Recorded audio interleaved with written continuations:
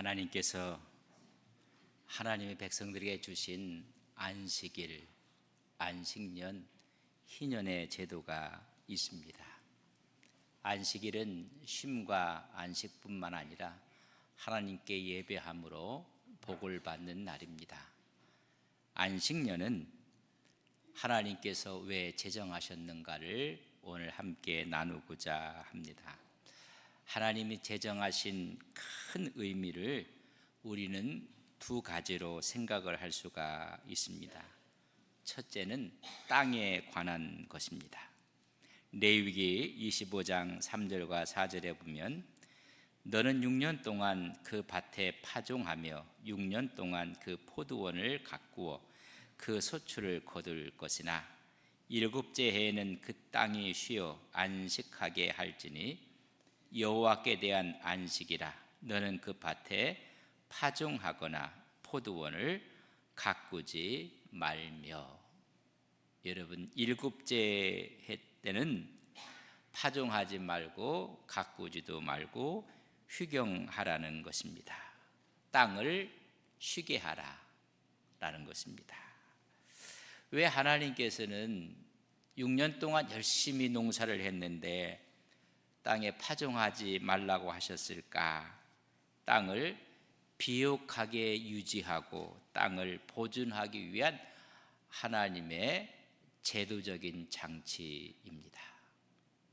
여러분, 매년 여러분 농사를 짓게 되면 지력이 쇠해서 여러분 좋은 열매를 얻을 수가 없습니다. 땅도 쉬게 하라. 두 번째는 사람에 대한 것입니다. 사회생활 가운데 안식년을 이야기를 합니다. 15장 오늘 본문 2절에 보면 면제의 규례는 이러하니라. 그의 이웃에게 꾸어준 모든 채주는 그것을 면제하고 그의 이웃에게나 그 형제에게 독축하지 말지니 이는 여호와를 위하여 먼제를 선포하였음이니라. 사회생활을 하다 보면 여러분 부의 흐름이, 돈의 흐름이 여러분 갈라지게 됩니다. 가진 자는 더 많이 가지는 구조로, 여러분 가지지 못한 자는 더 없는 구조로. 그래서 부한 자가 있는가 하면 도움이 필요한 자가 있습니다. 빚진 자가 있고 극빈자가 생기게 됩니다. 이 7년째 되는 안식년에는 빚을 독촉하지 말라는 것입니다. 빚 져본 사람들은 그 빚의 독촉이 여러분 얼마나 힘든 것인지를 아실 것입니다. 여러분, 원금뿐만 아니라 이자가 자꾸만 늘어나고 이자 때문에 돈을 빌린 사람들은 한마디로 살 맛이 없어지는 것입니다. 하여튼 목돈을 마련해서 돈을 갚아야 될 텐데, 제 어렸을 때 보면 여러분 일수를 하시는 분들이 많았어요. 혹시 여기도 일수하신 분들, 그 나쁜 게 아닙니다. 하루하루 모아서, 그리고 또한 한 달에 한 번씩 개주들이 있어갖고 개 모임을 해서 먼저 목돈을 탄 사람들은 그 빚을 청산하려고 해서 개 모임도 하게 되는 것입니다. 사실 이 사회의 돈의 흐름을 보면 있는 자는 더 많아지고 참 힘든 자는 더 없어지게 됩니다. 이런 상황 가운데 우리 하나님께서 말씀하시는 것입니다. 빚을 독촉하지 말라는 것입니다. 오히려 그 빚을 면제하라고 이야기를 해주고 있습니다. 가난한 백성에 대한 하나님의 사랑을 보여주라는 것입니다. 부한 자들이 그들을 사랑하는 모습을 보여주라는 말씀입니다. 여러분, 복음에는 두 가지 양면성이 있습니다. 하나는 내가 하나님의 은혜를 입는 것입니다. 주님이 주시는 은혜를 받았습니다. 하나님으로부터 옵니다. 이 하나님께로 온 이 은혜를 이제는 그렇지 못한 사람들에게 베푸는 것입니다. 여러분, 받은 은혜를 세상으로 흘려보내는 것입니다. 거기에 안식년 제도의 의미가 있는 것입니다. 모든 채무를 면제할 뿐만 아니라 자기 경내에 가난한 자가 없도록 하라는 하나님의 명령입니다. 이렇게 이야기할 수도 있습니다. 부한 사람이 나는 정당한 방법으로 내 부를 이루었다고 항변할 수도 있습니다. 아주 정당한 방법으로 부를 이룬 것입니다. 그래서 나를 위해서 쓴다는 것이 뭐가 잘못되었는가? 그러나 하나님의 말씀에 비추어 보면 자신만을 위해 쓰는 것은 잘못입니다. 하나님의 자녀들은 한 걸음 더 나아가 자신이 얻은 재물을 가난하고 소외된 자들에게 여러분 흘려보낼 책무가 있음을 말씀해 주고 있습니다. 가난한 이웃에 대한 관심, 사랑을 간직하라는 것이 안식년의 뜻입니다. 그래서 첫째는 여러분, 안식년은 우리의 사랑과 우리의 온정을 베풀라는 것입니다.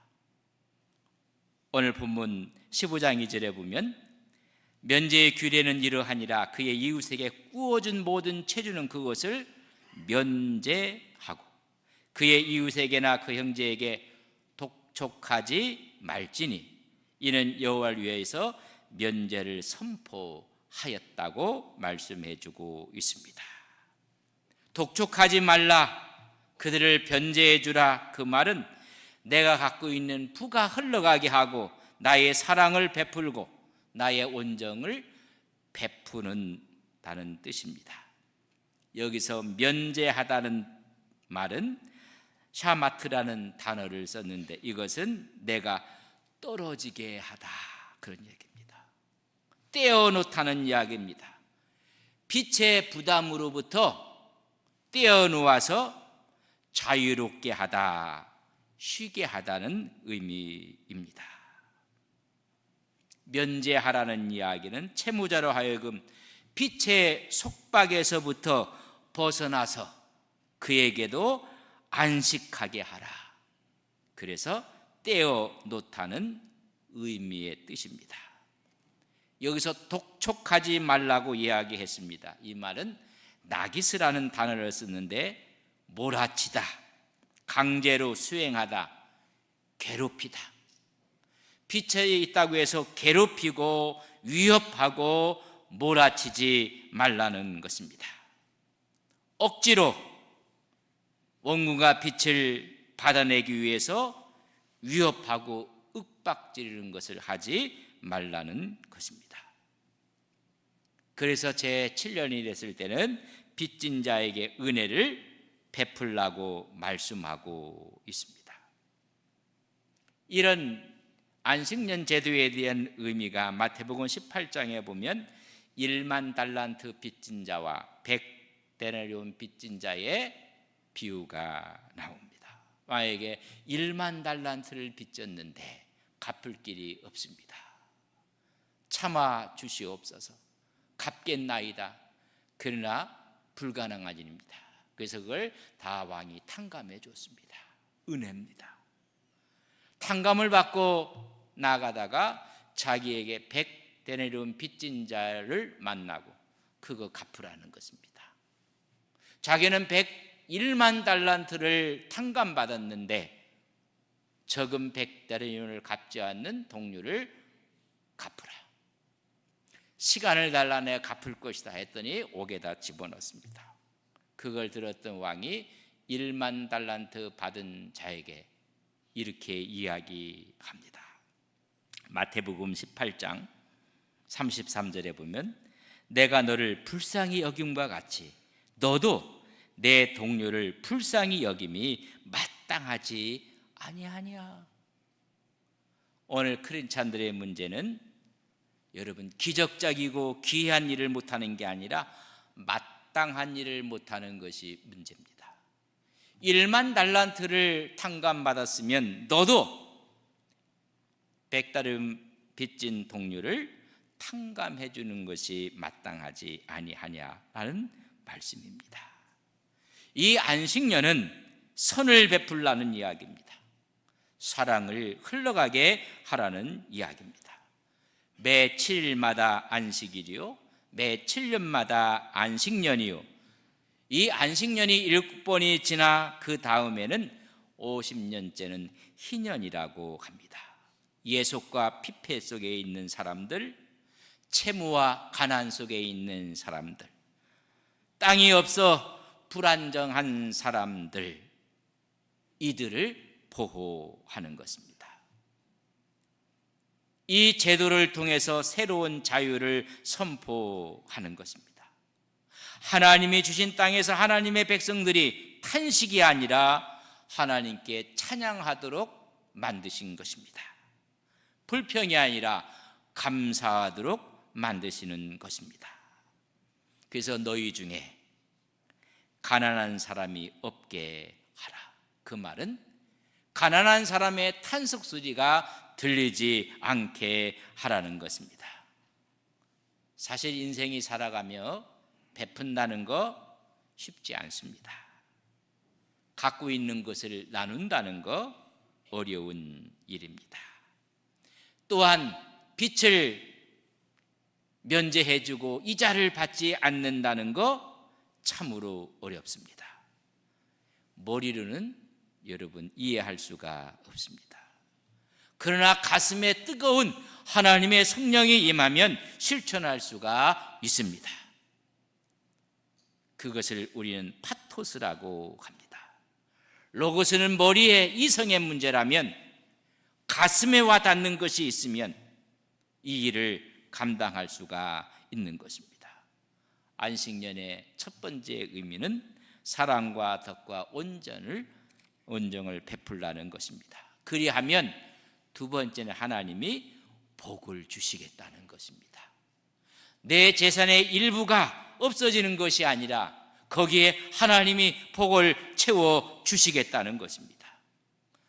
땅을 열심히 우리가 씨를 뿌려서 쉬지 않고 땅을 여러분 경작을 하면 여러분 열매가 잘 맺혀지지 않고 열매가 온전하지 않습니다.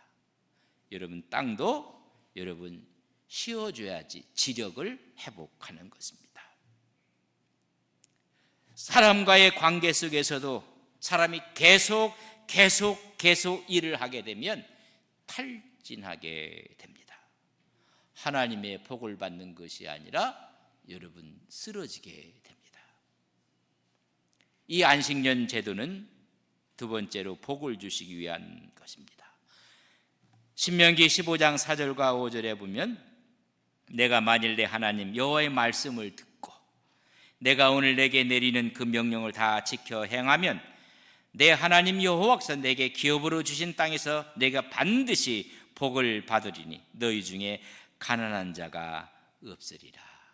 그렇게 면제하고 땅을 쉬어도 하나님께서는 반드시 복을 주시겠다는 것입니다. 안식년 제도를 지키면 결코 손해보거나 가난해지지 않도록 하나님이 복을 주시겠다는 것입니다. 빚을 탕감합니다. 남을 용서합니다. 그런데 하나님이 더 많이 채워주신다는 것입니다. 이것은 쉬운 일은 아니지만 하나님 말씀에 순종할 때 너희 기업에 복을 주실 것이다. 그리고 가난한 자가 없을 것이라고 말씀하고 있습니다.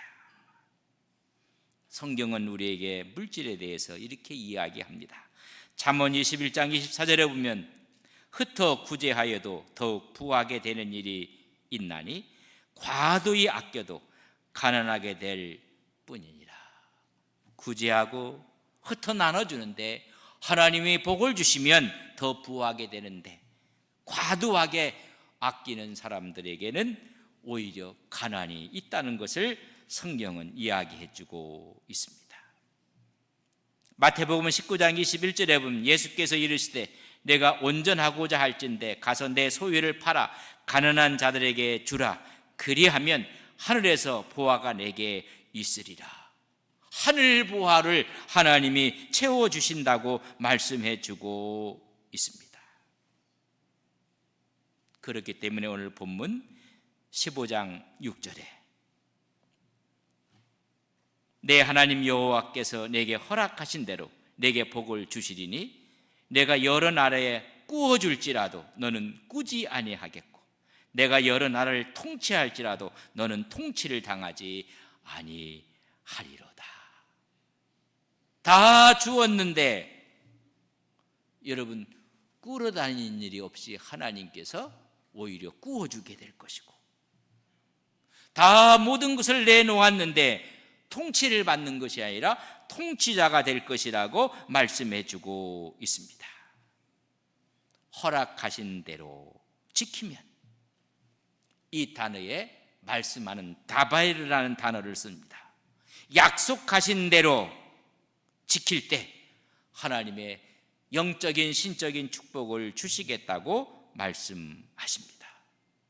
여러분, 그뿐만이 아닙니다. 오늘 본문 15장 10절에 보면 너는 반드시 그에게 줄 것이요 줄 때에는 아끼는 마음을 품지 말 것이니라.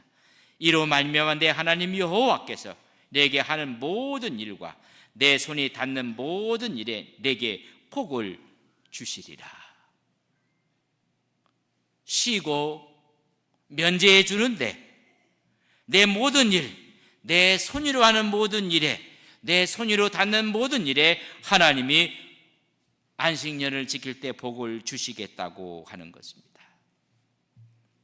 미국에서 잠시 이민 목회를 했을 때 이런 이야기가 이민 사이에 들려옵니다.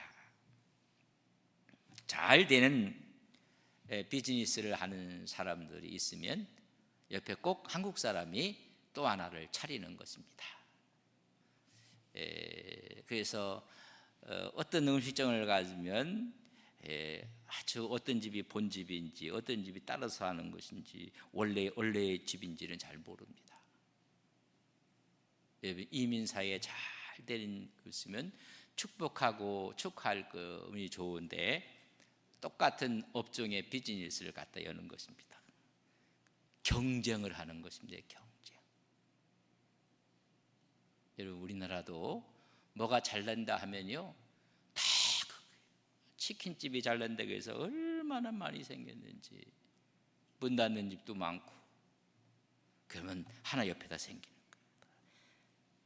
경쟁을 하는 것입니다. 유대 사회에서는 이런 일이 일어난다고 합니다. 똑같은 업종이 유대인이 와서 옆에 여러분 오픈을 하게 됩니다. 그러면 나는 고객이 많고 손님이 많아서 이미 잘 되고 있습니다. 근데 똑같은 일을 하는 옆 사람이 이게 되겠습니까? 그래서 들어온 사람을 위해서 휴가를 간답니다. 내가 휴가 간 동안에 마음껏 장사를 해서 궤도에 올려놓으라는 것입니다. 여러분, 이해 가십니까? 우리는요, 옆에 이러면요 가격 경쟁을 합니다. 그래서 피차 어려움을 당합니다. 저는 그 말을 듣고 나서 이것이 안식년에 대한 마음 DNA에 남아있는 것이 아닌가. 잠시 자유를 비워주며 마음껏 하십시오. 여러분, 안식년이라는 것은 바로 그것을 지킬 때 내 손으로 하는 그것에 하나님이 복을 주시겠다는 것입니다. 내가 하는 모든 일에 하나님께서 기업에 복을 주시는 것입니다. 유대인들이 안식년 제도를 스미타라고 합니다. 매 7년마다 땅을 쉬게 하고 그 수확물까지 거두지 않습니다. 씨는 뿌리지 않아도 자라나는 열매가 있으면 누구나 와서 다 그 열매를 함께 공유할 수가 있습니다. 땅을 쉬게 하고 함께 공유하게 하고 그들에게 면제를 하는 이것은 자연과 창조와의 관계 속에서도 창조의 순환을 존중하는 것입니다. 자연과의 조화를 이루고 회복을 하는 것입니다. 서로의 신뢰와 의존의 관계를 갖고 있는 것입니다. 안식년에 농사를 짓지 아니하면 다 굶어 죽는 것이 아닙니다. 내가 일해서 먹는 것이 아니라 하나님이 일하신다는 것을 신앙으로 믿음으로 보여주는 것입니다. 안식년의 수확물은 누구나 자유롭게 가질 수 있으므로 평등과 나눔을 보여줍니다. 그리고 7년마다 심으로 휴식과 재충전을 얻게 되는 것입니다.